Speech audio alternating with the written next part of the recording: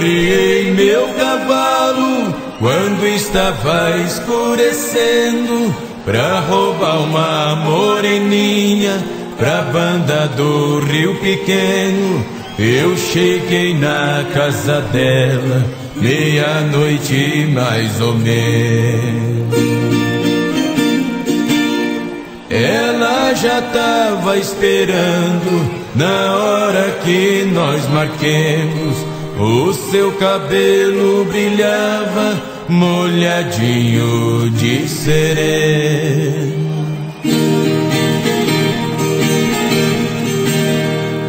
Fui chegando perto dela, um beijo de amor troquemos.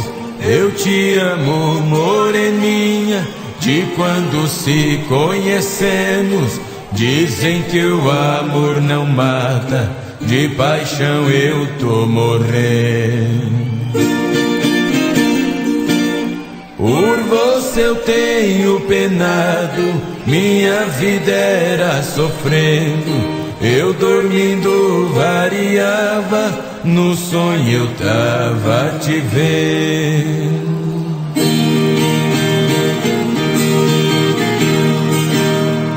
Na hora que nós partimos, sorrindo ela foi dizendo: mas que cavalo ligeiro, que as ferragens vai batendo. Este é o meu bairro tostado, já sabe o que eu tô fazendo.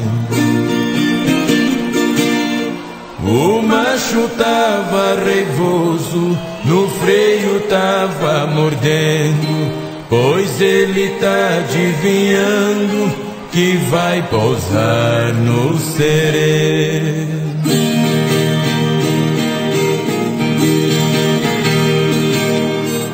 Ela perguntou o destino, que eu já fui esclarecendo.